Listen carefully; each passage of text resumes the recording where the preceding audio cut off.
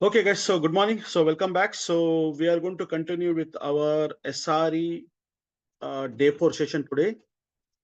Okay, and today the date is 30th of your April 2024, and the timing is morning 9:15 a.m. IST. Guys, so before I start this day 4 session, I have a small announcement today. So the announcement is that actually because like we are taking SR, we have started with this SRE series actually, right? And as I mentioned earlier, like whenever we get the time, we are going to take the sessions, right? Even on weekdays and all. So the problem here is that actually, guys, what I'm seeing is that actually like, somehow I'm not able to do a justification of taking the classes on the weekdays, like on from Monday to Friday because of my office work and even like because nowadays like they started calling us for more than 2-3 days now, so I have to immediately go to the office every day, almost every day except Friday, almost 4 days or 3 or 4 days I have to go it. So that is one thing, so where I might not be able to do it the sessions on the weekdays. So what we will plan that as of now for few weeks actually, what I'll do that I will only take SRE sessions on only on weekends actually. So today we have took the session. That is today is Tuesday, right? Today I have took the session.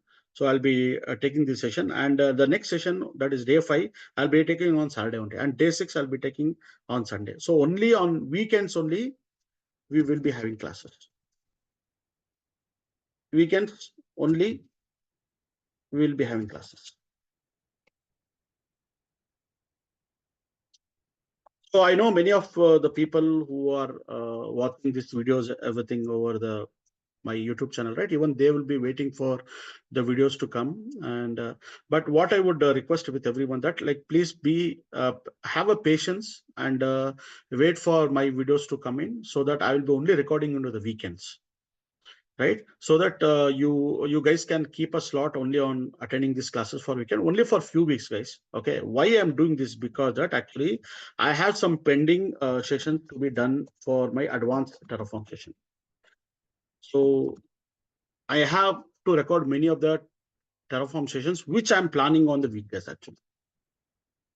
That is from Monday to Friday. So I'm planning to take every day, almost every day evening, I'll be resuming the sessions actually. So that's the reason what happened, guys. So I will not be able to take the SRE on weekdays. I'll keep it only on weekends and let me focus on continuing my Terraform sessions. And that is on weekdays only. I will continue it. This is what I have planned it actually. If you guys are sorry interested, if some of you are interested, or if everyone are interested, please let me know. I'll be adding you to in one more group where you can attend the upcoming all advanced Terraform sessions, because from now onwards what I'll be focusing more on advanced topic on Terraform, as well as I will be focusing on Azure with Terraform. So all the upcoming sessions, whatever will be upcoming in the future, right? Everything will be on Azure with Terraform. So that will be very interesting, and a lot of people are waiting for those sessions. So I'll be taking up that sessions, as well as I'll be taking multiple projects, the real-time projects, whatever it is used, right? You will see in upcoming days that I will be starting even the Terraform projects also. So that's the reason weekdays I will be focusing more on the Terraform. It is not like every day I might take it. So I might miss 1 or 2 days in between and I might take it, but at least minimum I'm focusing to take minimum at least 3 sessions a day actually, or 3 sessions in a week. I'll be taking on the Terraform actually. Clear, guys? Now, then, and the next is that actually, guys, I want to like, because we are taking on the weekends actually, right? I would ask you one thing about the timing actually. So many of you have mentioned, asked me that, sir, please take it very early, right? So if you guys are okay, so Saturday and Sunday, can we take at the morning time 5, 7 a.m.? Because we will finish off this everything at the morning only. We will not wait for evening or like, is this timing is fine for you guys? Because that I will fix to this timing actually, because 7 to 8:30 p.m. that 1.5 hour Saturday and Sunday both, right? When we cover it, we will able to finish at the very early morning. Clear? Okay. So if everyone are say yes, guys, you can unmute and you can tell about your views. If suppose somebody is not is comfortable with this time, that also let me know. so that we will be able to like change the timing actually. I think, sir, this timing is perfect. We can like have our in whole day like after that. Yeah, okay, yeah. So that's the reason I thought that. So I will not do any changes. Suppose in case some weekdays, weekends I'm missing. Suppose Saturday I'm not taking class or Sunday I'm not taking class. I will make sure 100% that Monday, at least Monday morning 7 a.m. I will take the class. Monday. Okay. I know it is difficult on Monday to take the class. So I will 90% I will try to make sure that I will cover the sessions on weekends only, that is on Saturday and Sunday only. I will try to at most I will try to take the class. If in worst case, if I misses, some assume that if I miss on Sunday morning 7 a.m., I will make sure that at least on Sunday evening I'll take class and I'll try to complete it. Okay. So be flexible with the 7 a.m. or 7 p.m. evening. Any one of the time. Please be flexible with this actually. And this is for only for some week actually. Unless and until I cover some ample portion in Terraform, right? I will be calling you only to come on weekends. And even all the viewers, right, who are watching these videos, right? Please have patience because this is very important thing what we are covering on SRE, right? It needs a lot of patience to complete this course. So I will be little bit slow at the very beginning, but later we will see that in the next month, right? In the coming May month, you could see that from third week or fourth week, I will be very much fast and I'll be covering this course very, in a very, in a very high scale, I'll be covering this course actually, right? So that's how. And yeah, so this is what I just thought I will announce it today for you. Okay. So any questions, guys? You have any other questions apart from this? Any other thing? Okay. And one more thing, many people have asked me, sir, why don't you come in a YouTube live session? So come on the video call, and yeah, I will definitely come. So YouTube live, I will come. So maybe probably Sunday, this coming Sunday, I will come up, guys. So we all can join. So I will be coming through my live YouTube channel itself.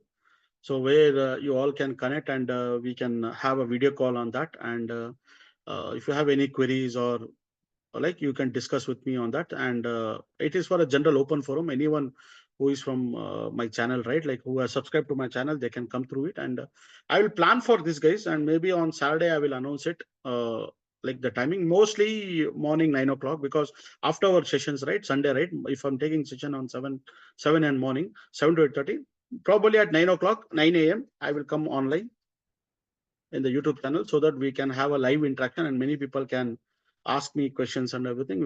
I'll be able to address those questions. Clear? Fine. Now, so what we're going to learn today, guys. So in our last session, in a day 3 session, guys, we started with the elastic stack, right? And we also discuss about some of the components of this elastic stack, right? So elastic stack is one of the monitoring tool. So many of you know that it's a monitoring tool actually, and which is used heavily in the industry. Most of the companies, you could see that almost like if you take 10 companies, out of 10 companies, you could see that at least minimum 5 companies are using ELK, Elastic Stack tool, as a monitoring tool. So it does both. It does an application monitoring as well as it does even the server monitoring. Both are being taken care by the Elastic Stack. And Elastic Stack is an open source. It's free available. You can go and you can deploy or you can install this Elastic Stack in your environment. Say, for example, if you're in your company, you're having your own data center, you're having your own virtualized environment. You can go and install the whole Elastic Stack in your virtualized environment. Or suppose you say that, Rajesh, I have a cloud environment. So we are working, all our deployment, everything is happening in the cloud. Can we have still? Yeah, Elastic Stack even work in the cloud environment. So you can go and deploy it actually. So in any environment, this Elastic Stack can be easily deployed and you can easily configure it. That is one thing. And the very important is that it is an open source actually. So Elastic Stack is an open source tool.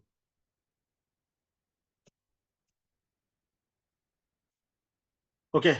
So here, if you remember in the last session, I had told you that these are the 5 components what we have. And if you see the diagram also, you could see that actually we have a component. The major important component of this Elastic Stack tool is your Elasticsearch. This is the first important component which was built when the Elastic Stack was designed, right? The first component which was introduced or which was designed was Elasticsearch actually. Later, what happened, right? Like for example, Kibana, Logstash, Beats, all other different components came into the picture later, and even the XPack also.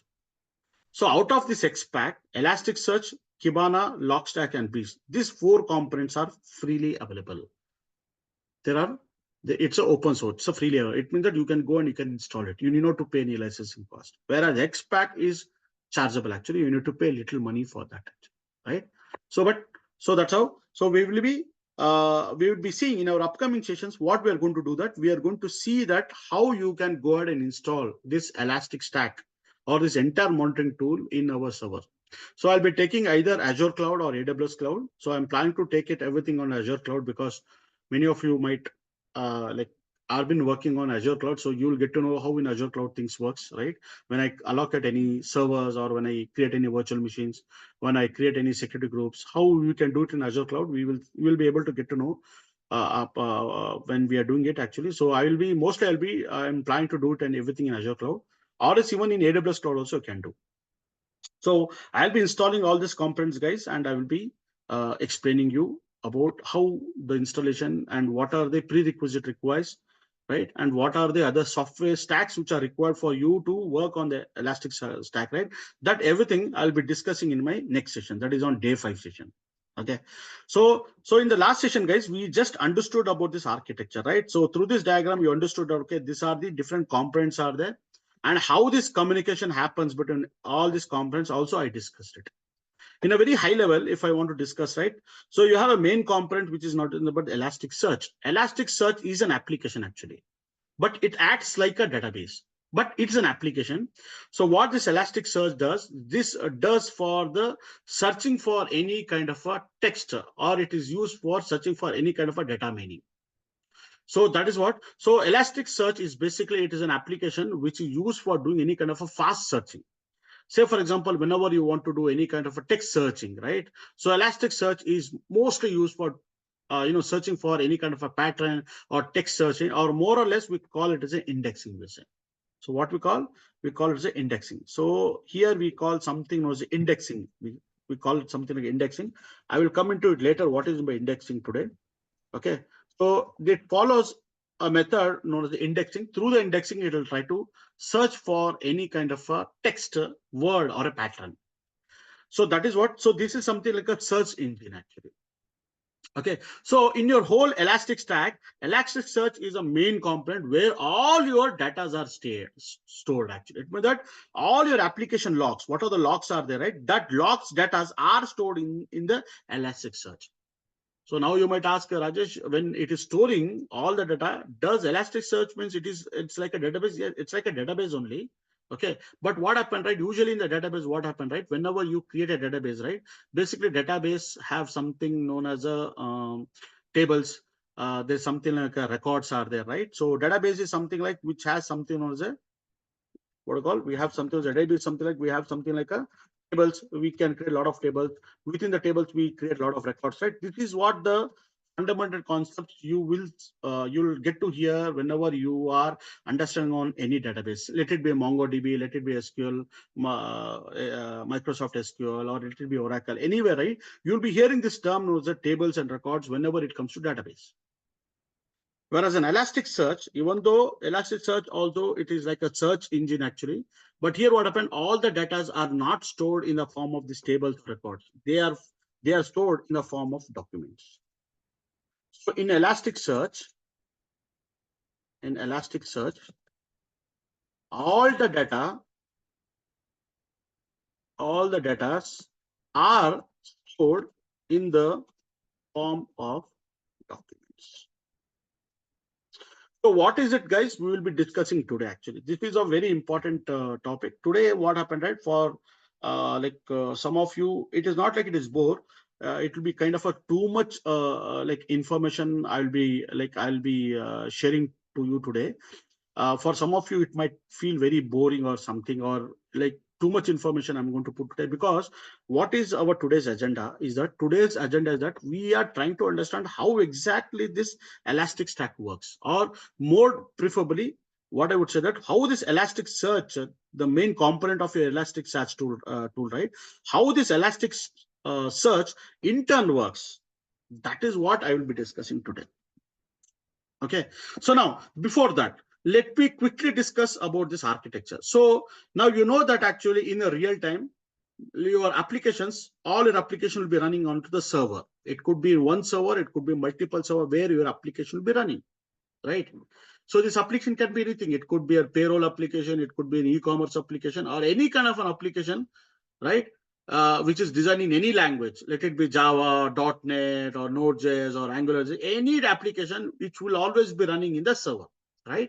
And always what happened, right? Always application will always, whenever it get executed or whenever the application is running, it always, it always put up some logs actually, or it always store some log, or it always provide some logs actually, right?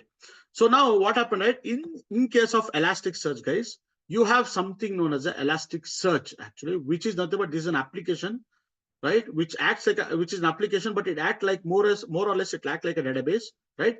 This we have main components. How this Elasticsearch was designed? This was designed by one of the application was a Lucene actually. So Lucene is an application which is designed by the Apache Foundation organization. So they took an idea from the Lucene, and what they did, they tried to design a application. We call it as an Elasticsearch actually. So you could see that it's an application which usually it is used basically for searching for the text actually. So whenever you want to search for in text or any pattern, right, this Elasticsearch is very famous. Okay. Apart from this component, this is the first component actually. And you could see in the notes also mentioned over here. What I have mentioned over here, you could see that it's a text-based search engine designed to scale horizontally. And which also there's a concept, something like indexing, which I'll be discussing later. Okay. Apart from this, you have one more component, very important component known as a log stash. So what this log stash does, basically whatever the application which provides the logs, right, that logs will be having some pattern. It'll be having a pattern, or it'll be kind of a mix of your numerical plus alphabetic everything, right? So you will be having a different logs with a different pattern. Now what the log stash will do, that it will try to do some kind of filtering option, or it will going to add its own pattern. And so what logs will do, it will take the input of these logs. So log stash take the input from the logs, and it'll try to modify the pattern, or it's going to modify by adding some filters or something. And the whole logs, whatever the log stack which converts, right, it's going to finally store into your Elasticsearch. So what logs were, so it doesn't take the whole plain logs like that and it'll try to store it. No, the log stash component will try to convert these logs. What are the raw logs which you come from the application, right? It's going to change that pattern by adding some filters, or by removing some filters. And then finally that data will be stored in your Elasticsearch, right?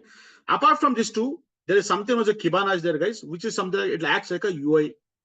It acts like a user interface. It means that whenever a user want to check, okay, if this application is running, right? Supposing that if the application goes down, or if the server goes down, or if the server get crashed, there could be any kind of a catastrophic can happen, right? So what happened, right? Suppose you are using this Elasticsearch as a monitoring tool for capturing all the details, right, about any kind of a failures in case of application or the server. Then how you can able to get it, you should be able to log into the Kibana UI. So Kibana is a third component where it acts like a UI application where a user can log into it with some kind of user credentials, and he can able to query all the details whatever he needs. It means that if the application get crashed, or if the application not working, or if the server is not working, then all the details he will be able to fetch from the Kibana UI application. Is it clear, guys? So now what happened, that you might ask, Rajesh, when I log into the Kibana, does the Kibana communicate with the Elasticsearch? Yes, it communicates the Elasticsearch, and then it gives all the details to you. So how it does and everything, we will see it later in our upcoming session. Don't worry about now. I'm just talking in a very high level how things works in this Elasticsearch stack actually. So this Elastic stack, right? Earlier it used to call as a ELK, Elasticsearch, Logstash, and Kibana. ELK. We used to call it formally as a ELK.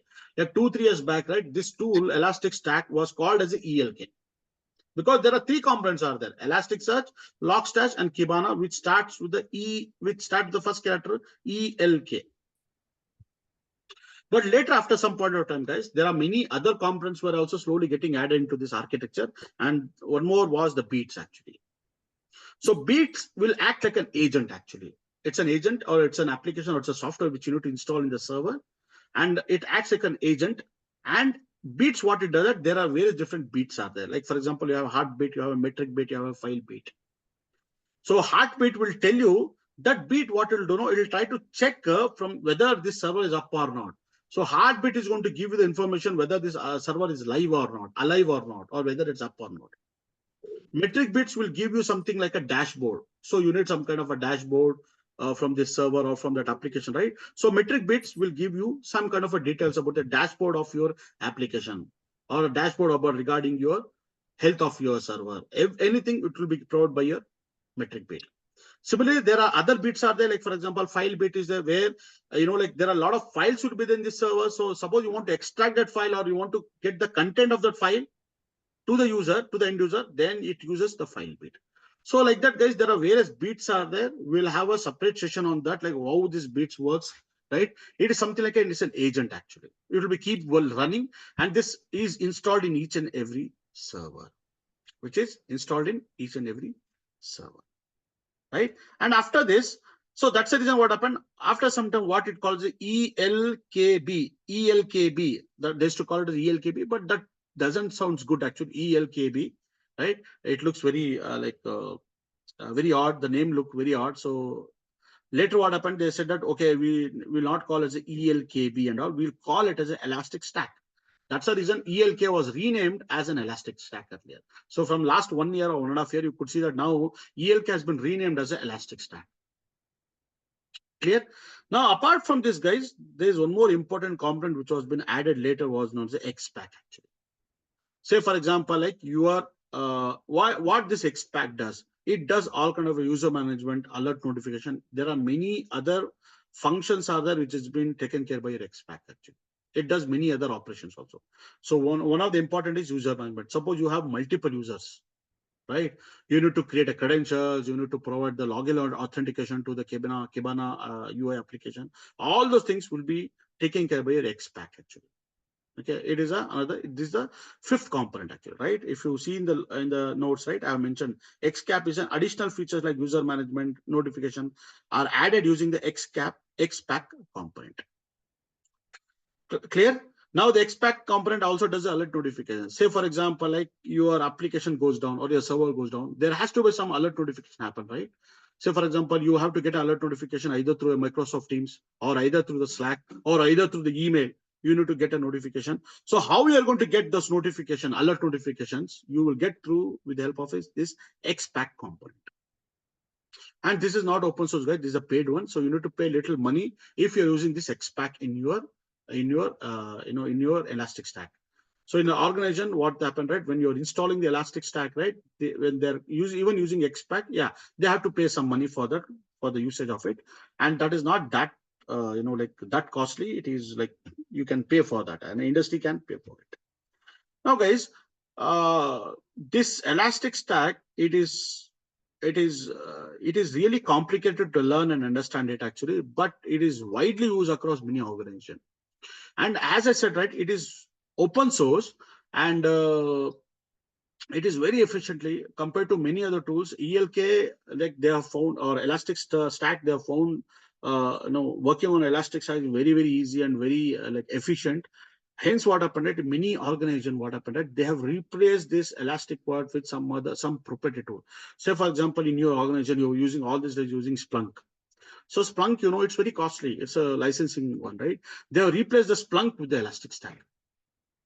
Similarly, some organization might be using App Dynamics. App Dynamics is costly, and it also it involves licensing for each and every user. So they have replaced with the ELK, or they have replaced with this Elastic Stack. And they have found almost all the features actually. Whatever the features they need in the Splunk, whatever the features which you are seeing in the Splunk or which you are seeing in App Dynamics, they could see that the same features are there even in Elastic Stack. Then why you have to unnecessarily pay the money, so much number of dollars, right? Every year or every month, why you need to pay it? Hence, what happened? Many organizations are going towards this, using this Elastic Stack as their monitoring system. Clear? So, guys, any doubts you have till now? Avinash, Dipali, Harinder, Sanjay, anything? This is what we had discussed in the last session. So I just reiterated it. It took some time, I know that, but anyhow, that's fine. Okay. So now, guys, So what would be our today's agenda? We need to really understand about little bit more understanding about this, how this elastic search really works actually. And this is very interesting, to understand how this search works. And also we need to really understand the difference between what is this elastic search is all about, or we can compare with the elastic search with any kind of a database. Say for example, you might ask, Raju, what is the difference between elastic search and a database? Say for example, I have an SQL database.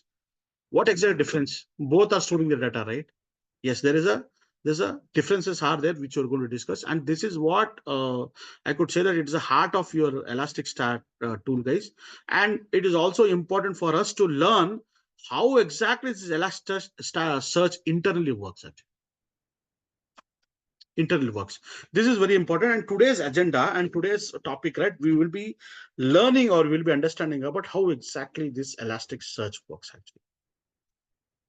Clear? I know it would be more today we'll be discussing more on conceptually we'll be learning it.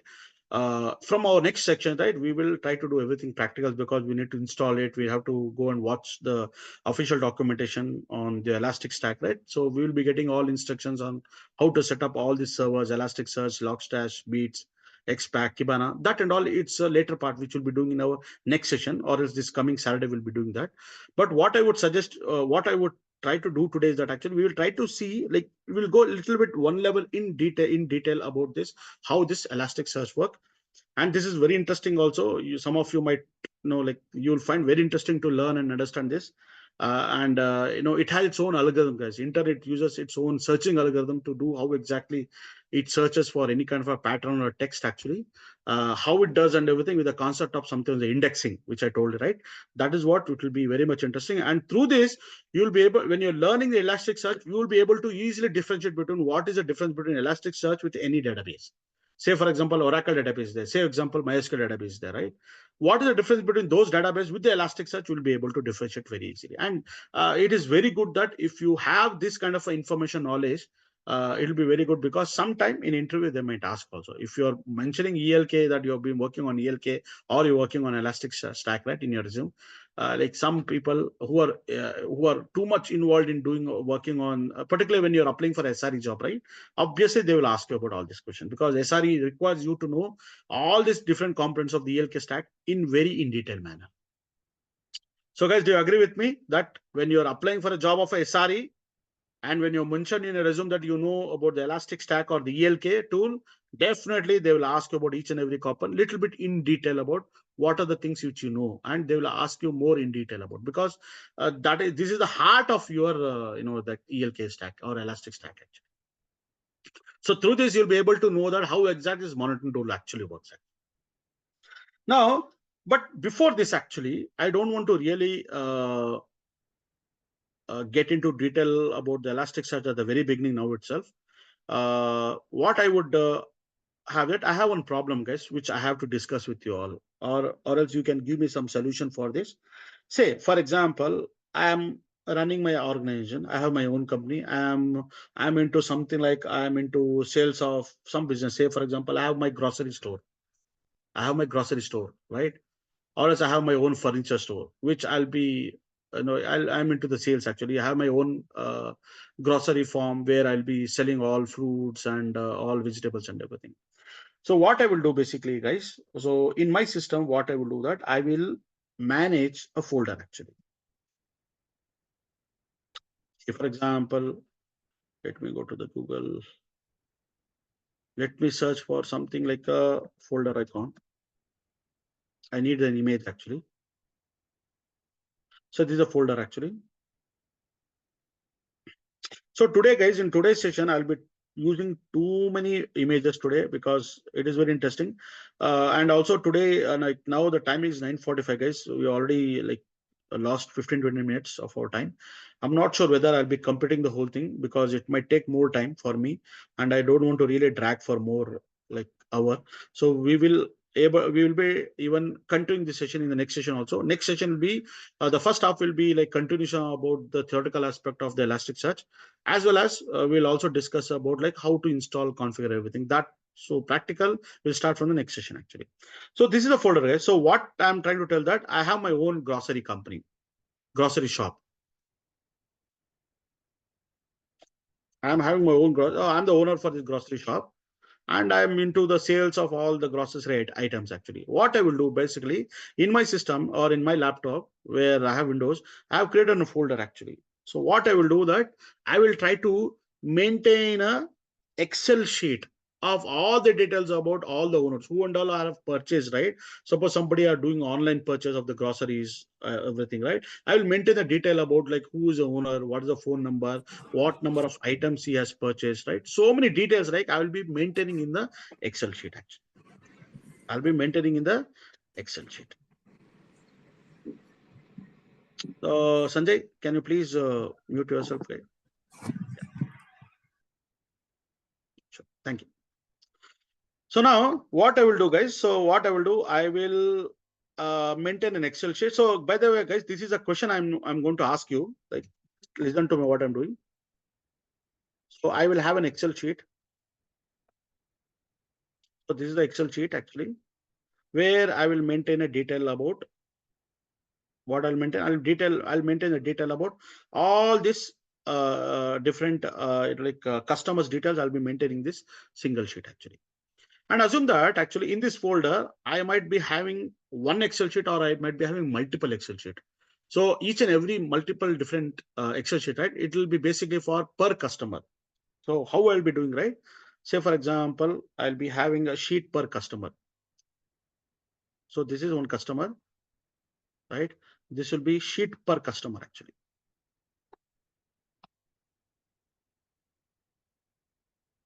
Okay, like this.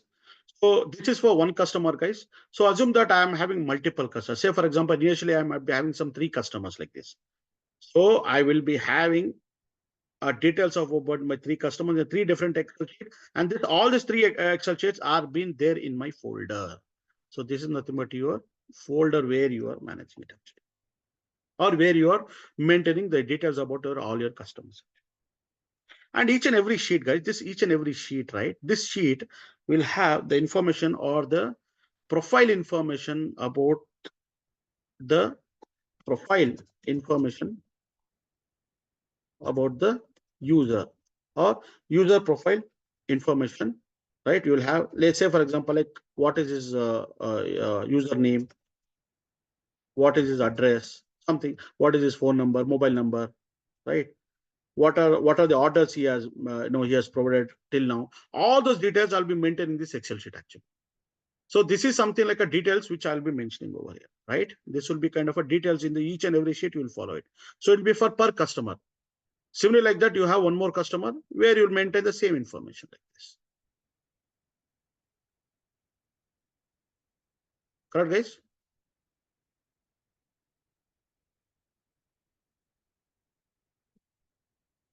Like this should be maintaining. Like this should be maintaining. This is all fine, good, because you are maintaining information about few customers. This is fine. This is okay. This works very well, right? Assume that over the period of time, within 1 or 2 years, you might see that you might have hundreds of customers or thousands of customers. Say for example, like you will say that Rajesh, my business has grown now, and now I am maintaining around 10,000 informations or information about 10,000 customers in the same folder, right? So it means that for every customer there is an Excel sheet, guys, right? And there are 10,000. So 10,000 more. Say for example, you have 1,000 customers. So for 1,000 customers, you have 1,000 Excel sheet in this folder. Now you will say that Rajesh, I want to search for a particular customer with his name, actually, with the profile name, with the username, or with his mobile number. I want to search it. And I need to, like get the details about all his details, like what is mobile number, what are the previous orders which he has, he has provided or he has purchased, or what is his receipt ID, receipt number, everything I want to know, get the information about the particular user. So it is very difficult, right? So what happened if you get into the folder and you try to manually search, right? It will consume a lot of time, right?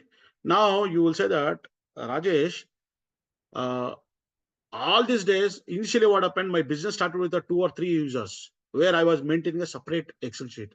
Now, as my business was keep growing, more and more users were getting added, right? And for every user, I was, I was having a separate Excel sheet. Now my number of customers have gone increased. It has crossed more than 1,000 now. Now my question is that actually that can I club all this Excel sheet in one Excel sheet? I don't want separate Excel sheet for each and every customer. I want to have a single Excel sheet where it maintains information about all 1,000 customers or all 10,000 customers. Whatever the number of customers are there, I want to, I want to manage in a single Excel sheet. Or else you will say that, okay, fine, Rajesh, no problem. Let me do one thing. Let me design my own application now. Sorry. Let me have my own place. Guys, this is what I'm just telling about. This is a use case actually. It's a real-time use case. So assume that you are saying that, Rajesh, I'm building an application actually, or I want to have my application where through the application, okay, I need to have some kind of a search bar, something like where I can search for a detail about the particular customer or particular username, and my application should be able to fetch the details from this Excel sheet, and it has to retrieve all the details about the particular customer. So do have to manage or do have to design an application? Yeah, you can design an application where you can, you can do it actually. Or before the application, right, guys, you know that all this information or all this information about all these customers has to be maintained in some kind of a database. So now what happened that, okay, so before the application comes, right, you have to have a, what guys, you need to have your database actually. Now, so if I go here and if I try to search for the database icon, so you will say that, Rajesh, I have, can take anything, yes. Any good, all are good image only.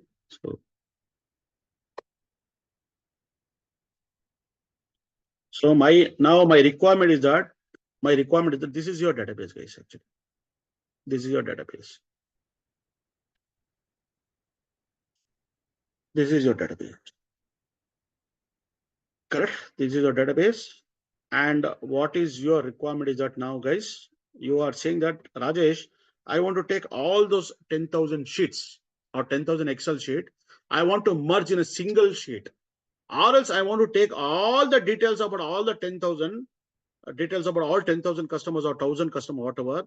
I need to finally store in the database. This is my requirement, right?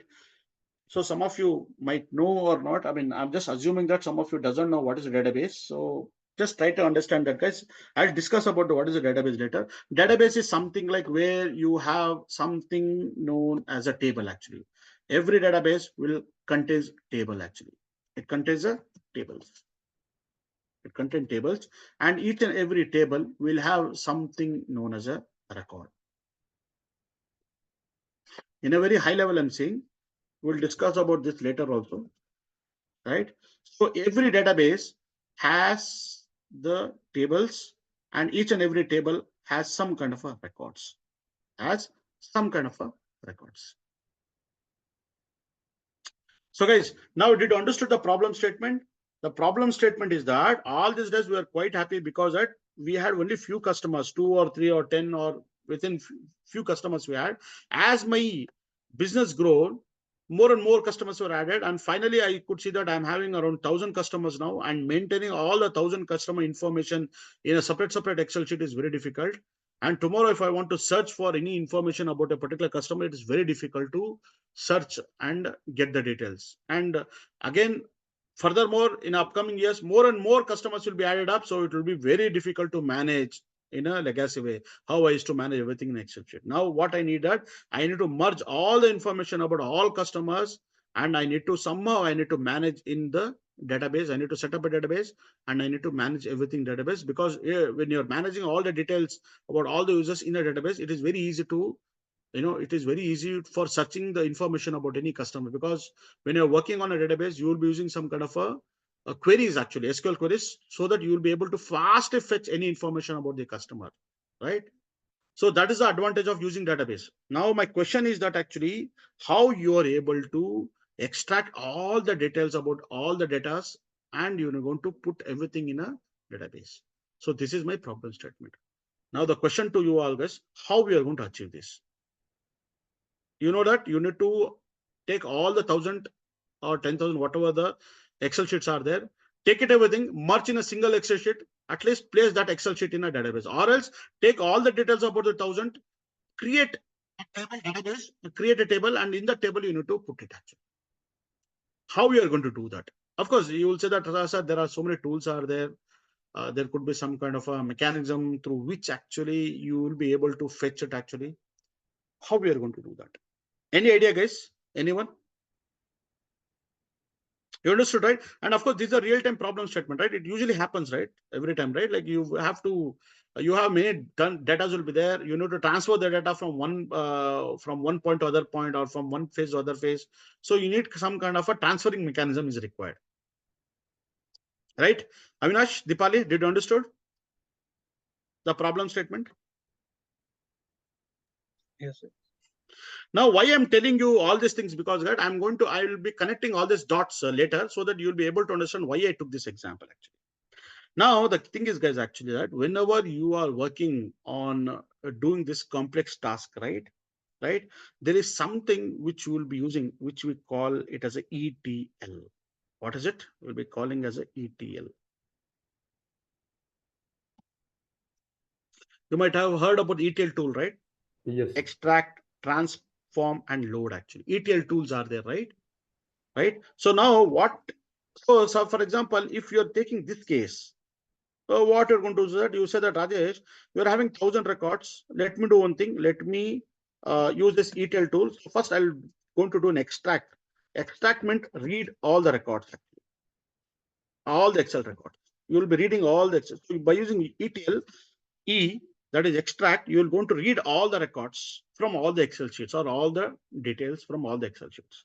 After that, what you're going to do, you're going to apply something known as a transform. Actually, transform is something, but it is converting. It's a conversion to some format,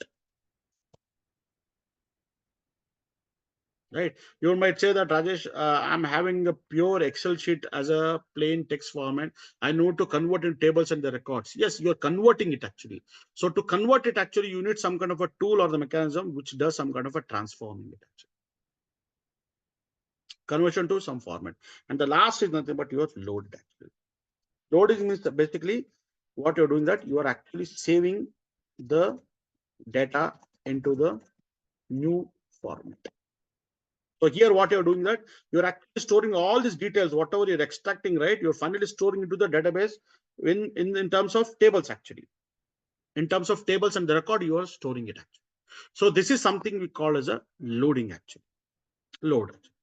So guys, what we are doing here, we are trying to do this ETL. We are trying to do by using some ETL mechanism or ETL tool. We are trying to do this heavily, and this ETL is heavily used, guys, in the organization. So, for example, you will say that, Rajesh, I'm having some details, data from my on-premises. I'm having in the Oracle database, right? All my data are there in my Oracle database, but I want to move all my all my data from the Oracle database. I want to move into the MongoDB. Yeah, use some ETL tools, man. This will easily it will able to transform your data from one database to other database, right? You might even say that, Rajesh, I'm having so many data, man. I want to convert it to the PDF form, or I want to fetch and I want to convert it. Yeah, you can do it actually. So this ETL is a basis, guys, actually. Extract, transport, and load. So we will be coming into this ETLs a lot actually in our upcoming sessions. And these ETLs are heavily used for data mining and data processing. You might have seen that in the real time. Suppose, for example, whenever you are, you might have heard about many things about the Azure data, right? Data engineering, right? Or AWS data engineering. Have you heard about this, guys? Or as you might have heard a term known as Azure Data Factory, correct? This is a very hot topic which people are asking for in the organization, right? Now, what you do, right, basically, right, you will be having n number of different source of data. So, like for example, here you'll be having n number of different source of data.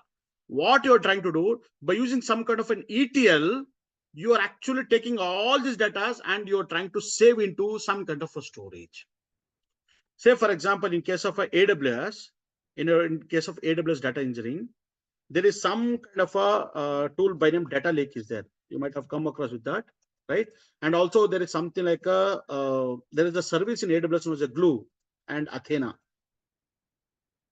So this, what it does, that this will do some kind of a data analytics actually.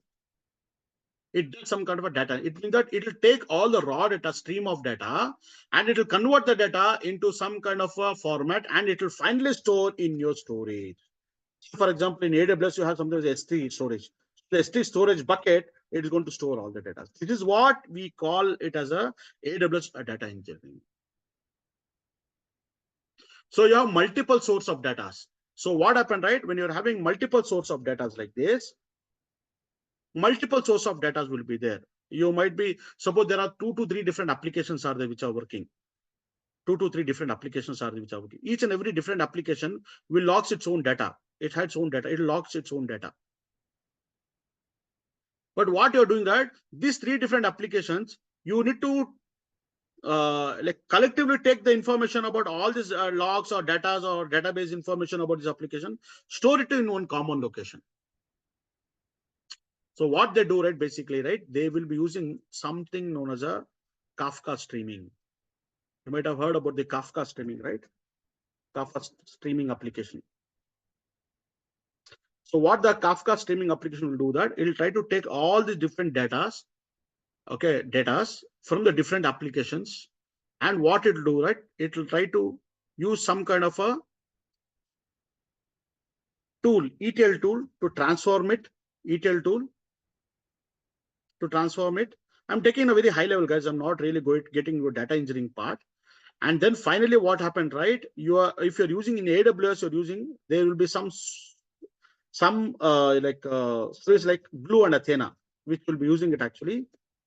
And finally, what happened, right? You will be storing all these data into some kind of a database in your AWS database or into the storage. It could be a storage, or it like S3 bucket, you will be storing it. And finally, it will be, or else you will be storing in some kind of a database actually. If you're working on data engineering, you might have heard something like a bronze database, silver database. I'm not sure how many know about all these things. Database, gold database. So this whole thing, we call it as a data engineering actually. Okay, this Glue and Athena are data analytics tools actually, which will smartly analyze this data, and it knows that actually how you can actually manage to keep all these data into one single stream or into in single storage. That everything is, this service will take care of. So like this is a very hot trend, and that's the reason what happened. Like this works, whatever this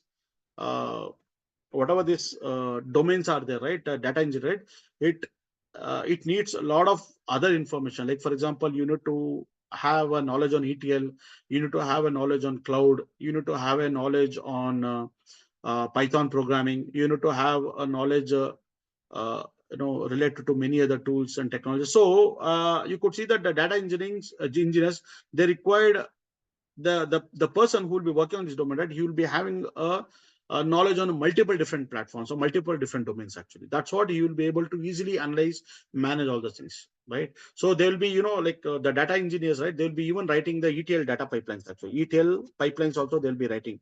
It is more or less like your Jenkins pipeline or else your pipe. They'll also try to write pipelines so that they'll be able to do all this through the automated form. It is not like they'll be doing it manually. They'll be writing it. So how they're doing it? Because that there is something as a data bricks there. So using data bricks, they will be able to write the data pipelines actually. And this data pipeline, what it will do, right? It will try to fetch all the detailed data okay, from the different applications through the Kafka streaming application, and finally call an ETL to transform the data. And with the help of this Glue or Athena analytical tool, finally they're going to store this data either through the bucket or through some database actually.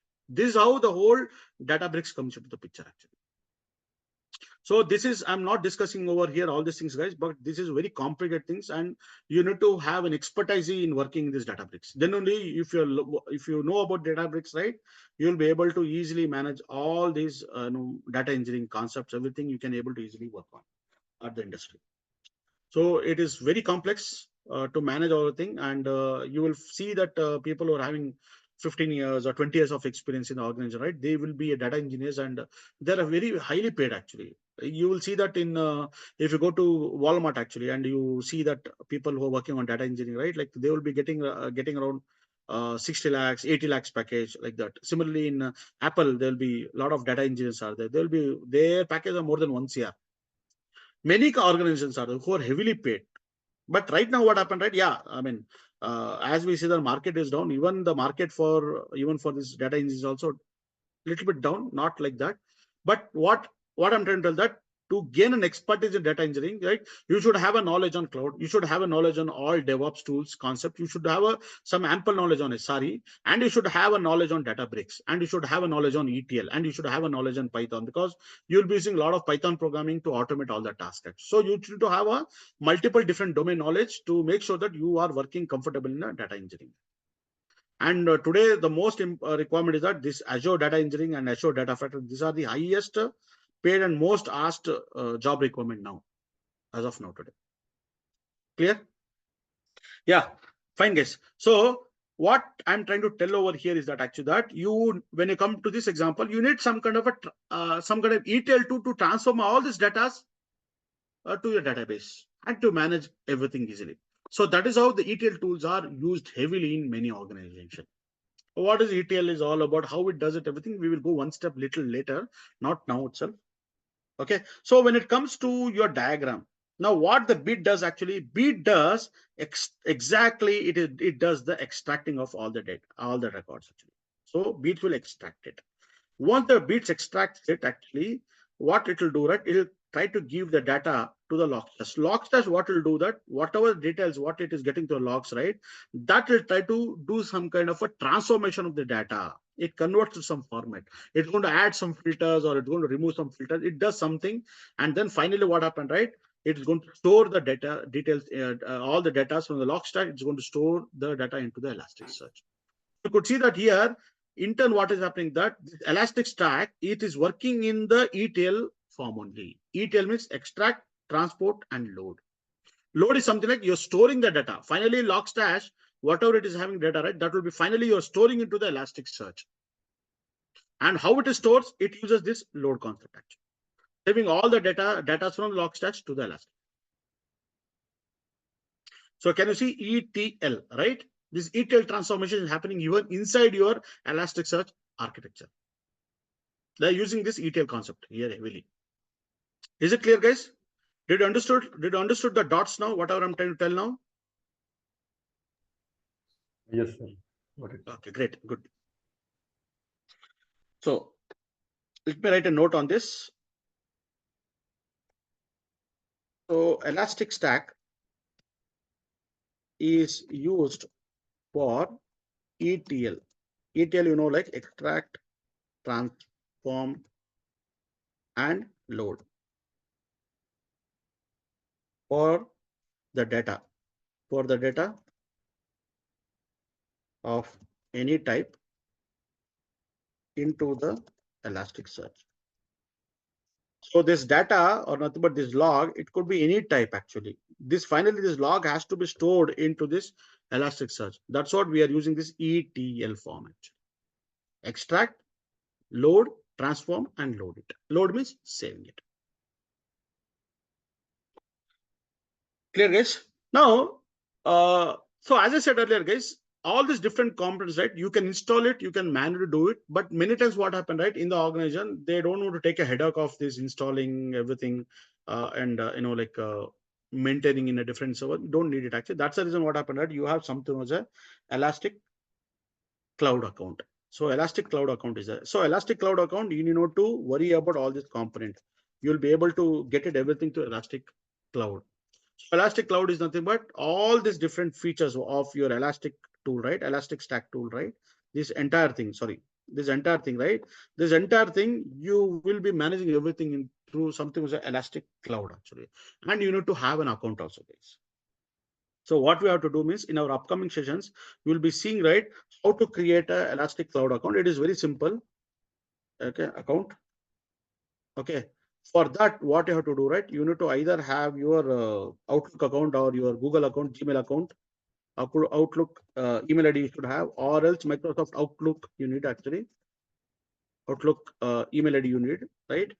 And then what is happening is that actually you can able to create it. Now here what is happening that if you go for your Elasticsearch,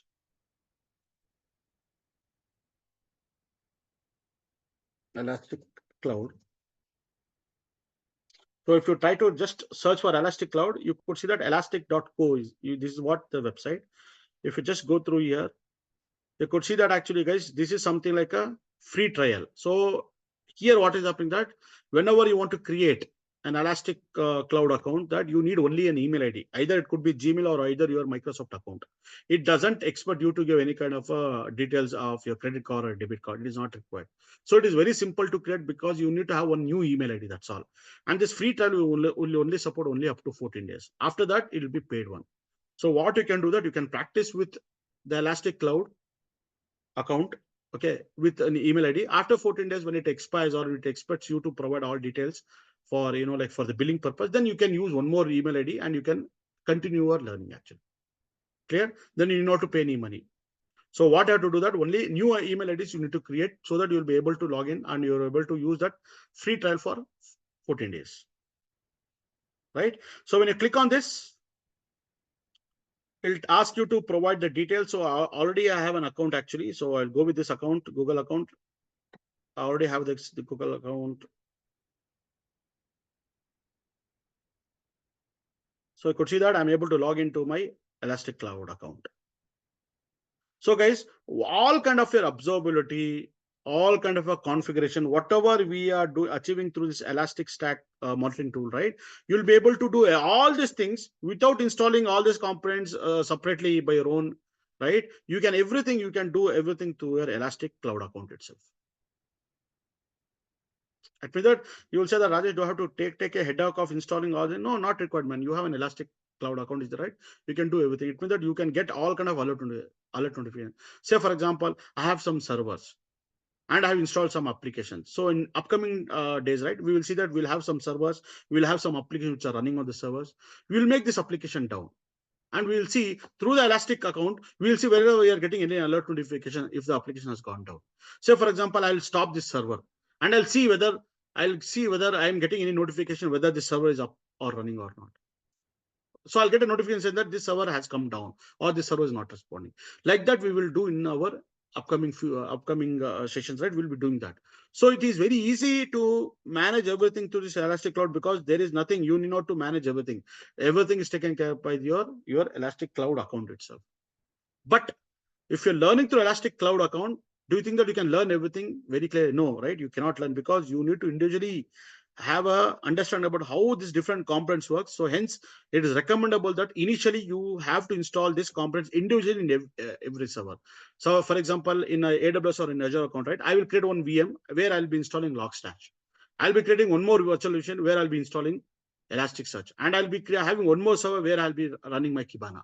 So like that way, I'm going to launch some VMs where I'll be installing all these components separately, and I'll show you that how things works here. And that is always the best way that first you need to learn everything individually by installing it and everything. Once you learn all these things, then it is easy. Then you say that Rajesh, I need to meet all these things that I'll go with the Elastic Cloud account and then I will do it everything. So you could see that I'm having this 12 days trial is still left.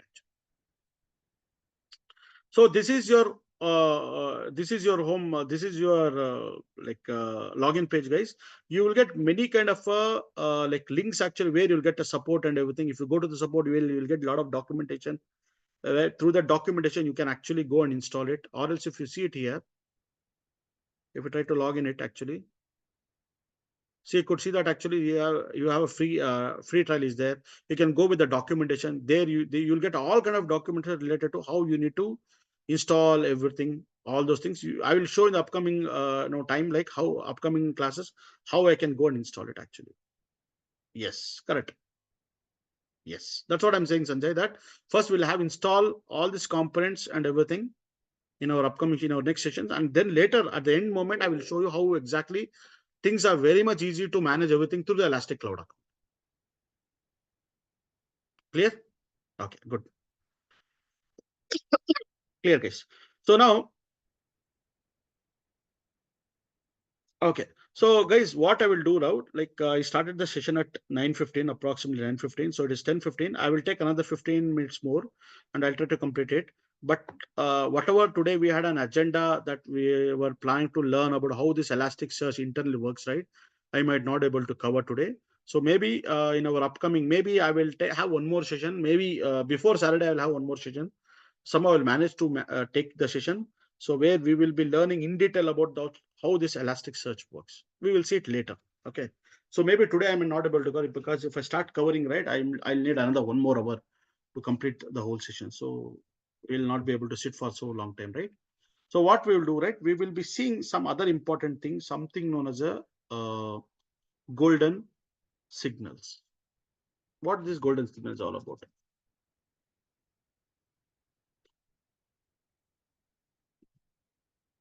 Guys, so whenever you are working on the site reliability engineering, it means that whenever you're working on some kind of observability or monitoring, there are some important golden rules are there which you need to follow. So if you're following these golden rules effectively, it means that you are making your monitoring more robust.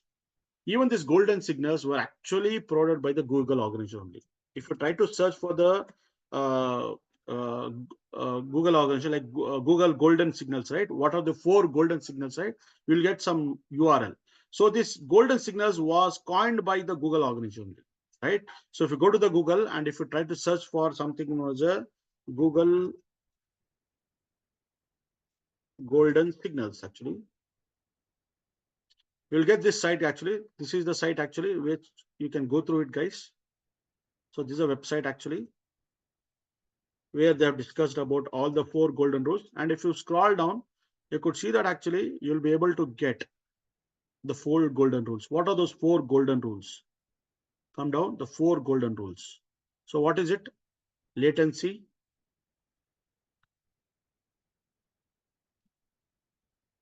traffic,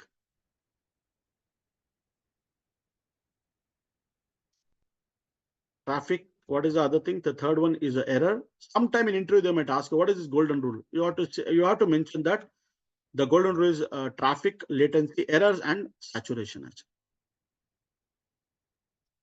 You can go to this document to understand much more detail, but I'll tell you in a very high level what are these 4 golden rules actually. Okay. Now, guys, now what exactly the golden rule means? Say, for example, like you need to incorporate the observability or the monitoring in your company.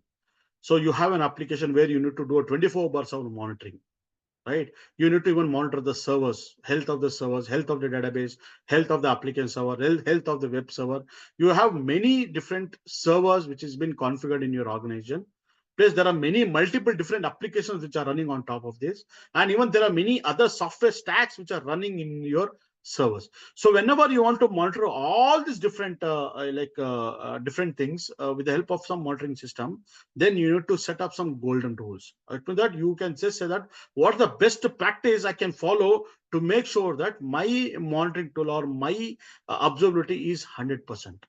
So for that reason, what happened, right? Google has coined this 4 golden rules actually, or 4 golden signals, we say: latency, traffic, and saturation.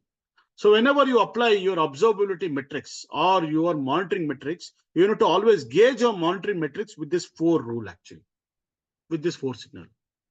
So let us try to understand what is this first latency. See, latency is something like where like you're going to check how fast you're going to reach to the server. Say, for example, I want to make sure that suppose if I'm hitting any URL, right? Suppose I'm just hitting a URL. Say, for example, I'm just using the www.icicibank.com. As an end user or as a customer, if I'm hitting this URL, I need to see that how fast my application is running or how fast this application is loading into the browser. So it means that what is the latency, how much second it is taking me to make sure that this application is loaded so that I'm able to access application. That is what we call it as a latency. We call it as a latency. How fast your application is responding. Now, the thing is, guys, actually, in case of a latency, say, for example, you say that, Raj, I want to check the latency. I want to check the latency. It means that how fast you're able to reach to the server. So you know that in your system, or you know that actually we have something known as a ping command, right? We have something as a ping command, right? What is it, guys? Or else I'll open this terminal.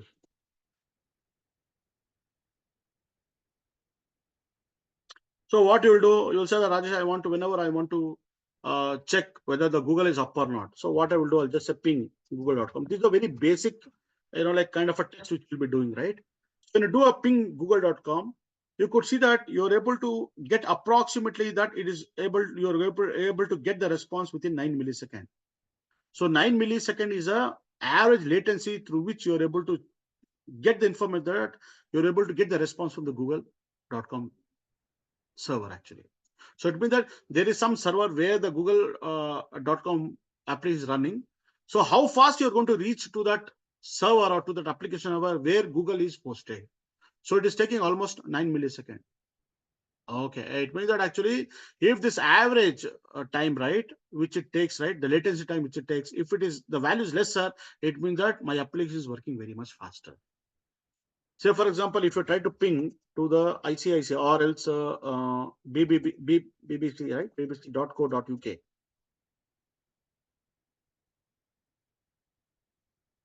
So it is taking some 15 milliseconds. Obviously, it is taking more than that, right? So it is taking more like average time or the more time to like ping it, maybe because the servers have been hosted or the servers, the physical servers are at the very far location. So if I'm pinging to this bbc.co.uk, maybe these servers are in UK, right? So if I'm trying to like fetch or if I'm trying to connect to this server, it is taking averagely 15 milliseconds, which is more.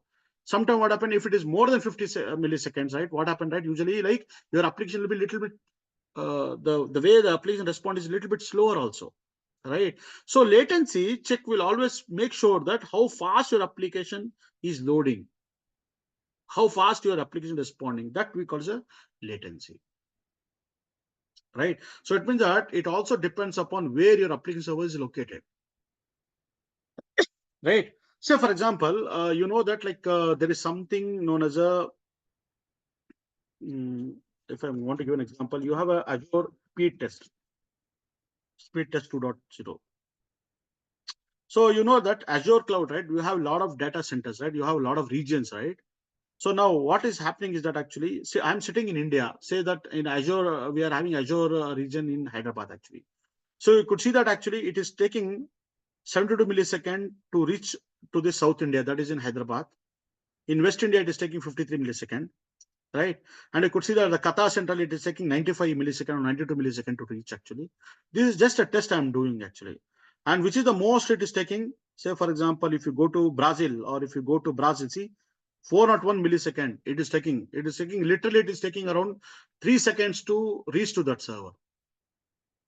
Now suppose assume that if you have hosted some application in Brazil region and through India, you're trying to access that application which is running in the Brazil region, right? Your application will not respond so fast, right? Because it is taking your packet itself is taking around 3 seconds to reach and go and fetch the application server which is being hosted in your Brazil region, right? It will take more time.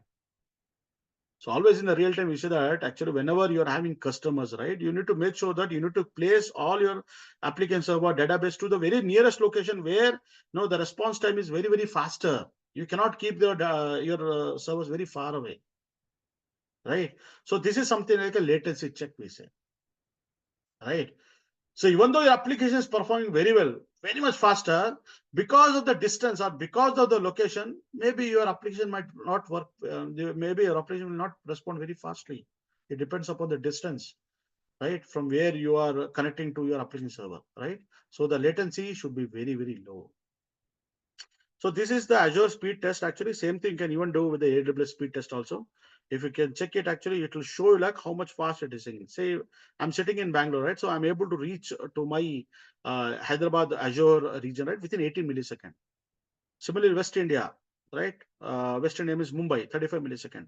Central India, maybe in Delhi, it is taking 35 milliseconds. So like that, actually. Clear? Clear, guys?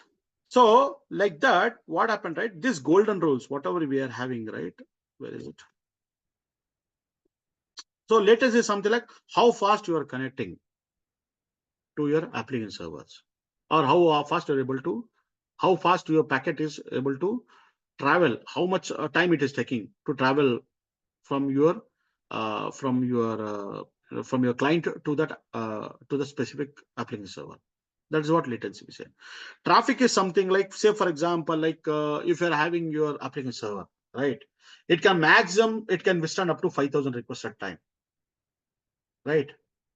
And the maximum threshold it can hold up to is 6,000 requests. Beyond that, what happened, right? Your application will stop responding it. So it is nothing but it is an amount of traffic which it can allow, which it can sustain. So 5,000 is something like where it has reached to the saturation level. So that saturation level is not but 5,000. Beyond 5,000, if you're sending many more requests to the same server, where what will happen, that where your application server might not respond properly. It might, there will not be any kind of a IO happening over to this application. So this IO, the input output service for your memory or for the CPU, right? Whatever the IO operations which you're doing, right? That comfortably it can able to manage up to 5,000 users. Above 5,000 users, still the application server will respond, but it will be very, very slow, because that you will not get that much of IO, right? IO to happen, right? Because most of the IOs are already being used by your 5,000 applications or 5,000 requests. Beyond 5,000, 5,001, 5,002, 5,003, even though it accepts those requests, it will be very, very slow. So the saturation point it has reached is up to 5,000 requests, not more. Beyond that, actually, it depends upon your system utilization. It depends upon how fast it is doing IO operation. That all depend upon your saturation level. Clear? So traffic is something like how much number of requests it can allow it to come. How many number of HTTP requests per second it might allow it to happen. Beyond that, okay, 5,000 is there. So my application can only support up to 10,000, or my application can support up to 20,000, like that. So that is what the maximum traffic can allow. Beyond that, it'll be very, very slow response, or sometimes it might even die also. The application server might stop responding. Error is something like where, like you have sent some 10,000 requests. Out of 10,000 requests, 8,000 requests have successfully been executed. 2,000 requests have failed it actually. So what could be the reason why those 2,000 requests have been failed? That is nothing but the errors actually. So there could be multiple issues why those 2,000 requests have been failed. So we need to diagnose it. So whenever you are actually setting up any kind of a monitorings, right, you will be setting with these 4 metrics actually, with these 4 golden rules. How fast your latency is, how many traffic it allows it, what's the number of errors which is coming in, okay, and the final is what is the saturation level, what is the saturation level where your applicant server or the servers will respond it comfortably. Beyond that, actually, it will not be able to respond it very fast. These are the 4 important metrics, guys, which are part of your golden rules. Clear? So I know that today was more theoretically, but what we will do in the next class, guys, we will be continuing from your Elasticsearch itself, because I need to learn, or I need to understand now that how this Elasticsearch works actually. So it's an application, but no doubt it's an application, but it intends work like a database only. So if the Elasticsearch works as a database, then what is the difference between Elasticsearch and a database?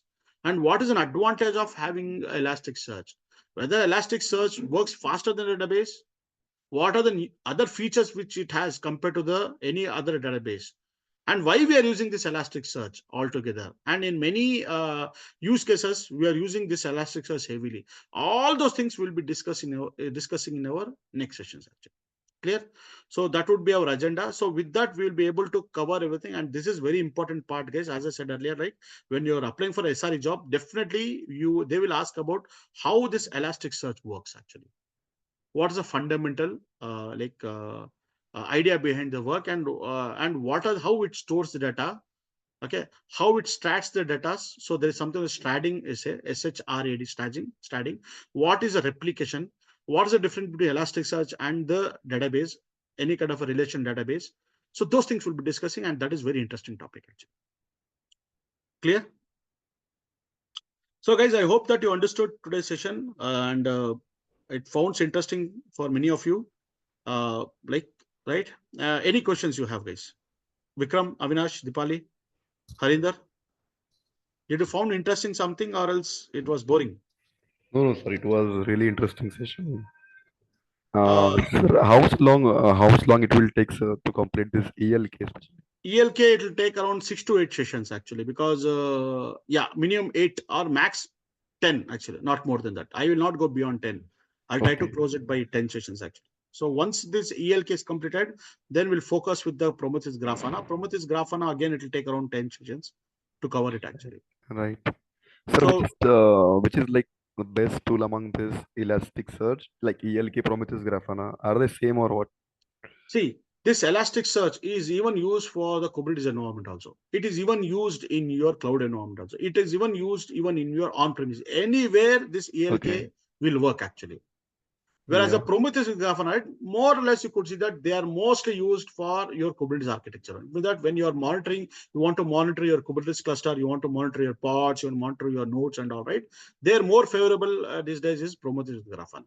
So Prometheus Grafana is also equally used in the organization where, like more like Elastic, more Kubernetes environments are set up, right? There they will be doing, they'll be using this Prometheus. So yes, what I would suggest that ELK is a most like used tool in the organization. Even there are many organizations which are still using Splunk and App Dynamics, but due to heavy cost, right, you will see that a lot of companies are migrating to the ELK actually. So if you mention in your resume that you know ELK very well, you have worked, you know how to manage, configure everything, right? Those and you know about user administration of ELK or else Elasticsearch, right? It will be good actually, and you can apply even as a SRE. For the yes, SRE profile also can apply. Yeah.